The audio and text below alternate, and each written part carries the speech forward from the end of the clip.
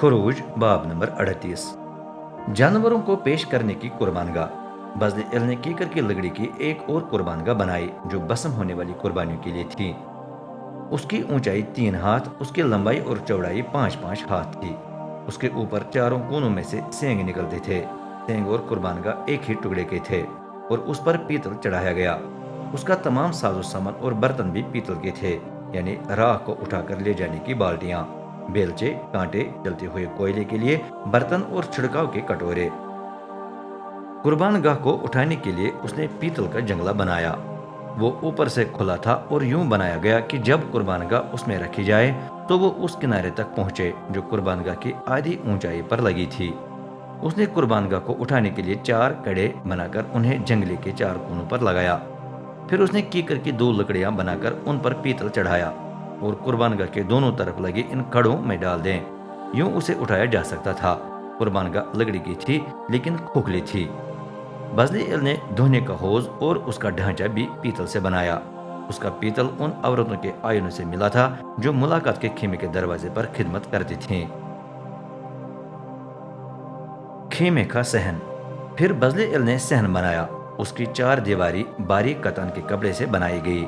4 दीवारी की लंबाई जुनूब की तरफ 100 हाथ थी। कपड़े को लगाने के लिए चांदी के हकें, पटियां, लकड़ी के खंभे और उनके पाये बनाए गए।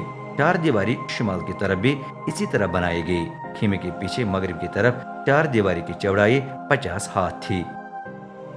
कपड़े के अलावा उसके लिए 10 खंभे, 10 पाए और कपड़ा लगाने के लिए चांदी के हकें और पटियां बनाई गईं। सामने मशरिक की तरफ जहां से सूरज तुलू होता है 4 दीवारी की चौड़ाई भी 50 हाथ थी। कपड़ा दरवाजे के दाएं तरफ 15 हाथ चौड़ा था और उसके बाएं तरफ भी उतना ही चौड़ा। उसे दोनों तरफ 3-3 खंभों के साथ लगाया गया जो पीतल के पायों पर खड़े थे। 4 दीवारी के तमाम पर्दों के लिए बारीक कतान इस्तेमाल हुआ। खंभे पीतल के पायों पर खड़े थे और पर्दे चांदी के हकों और पटियों से खंभों के साथ लगे थे।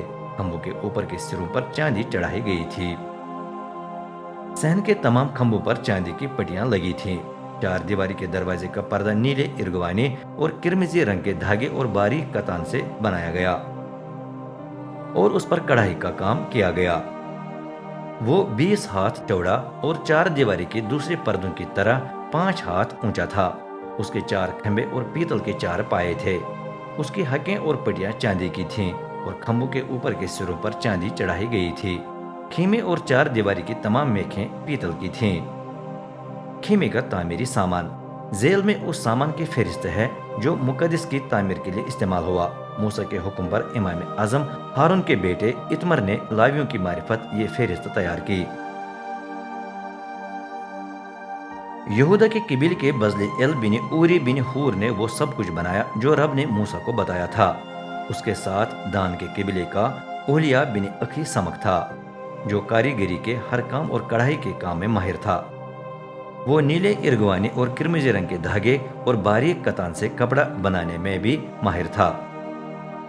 उस सोने का वजन जो लोगों के हदियों से जमा हुआ और मुकद्दस की तामीर के लिए इस्तेमाल हुआ तकरीबन 1000 सेर था। उसे मुकद्दस के बाटों के हिसाब से तोला गया। तामीर के लिए चांदी जो मर्दमशुमारी के हिसाब से वसूल हुई उसका वजन तकरीबन 3430 सेर था। उसे भी मुकद्दस के बाटों के हिसाब से तोला गया। जिन मर्दों की उम्र 20 साल या इससे जायद थी उन्हें चांदी का आधा सिक्का देना पड़ा। मर्दों की कुल तादाद 6,03,550 थी। क्योंकि दीवारों के तख्तों के पाए और मुकद्दस तरीन कमरे के दरवाजे के सितूनों के पाए चांदी के थे, इसलिए तकरीबन पूरी चांदी इन 100 पायों के लिए सर्फ हुई। तकरीबन 30 सेर चांदी बच गई। इससे 4 दीवारी के खंभों की हकें और पटियां बनाई गईं और एक खंभों के ऊपर के सिरों पर भी चढ़ाई गई। जो पीतल हदियों से जमा हुआ उसका वजन तकरीबन 2425 सेर था। कीमे के दरवाजे के पाए, जानवरों को चढ़ाने की कुर्बानगाह, उसका जंगला, बर्तन और साजो सामान, 4 दीवारी के पाए, सहन के दरवाजे के पाए और खीमे और 4 दीवारी की तमाम मेखें इसी से बनाई गईं।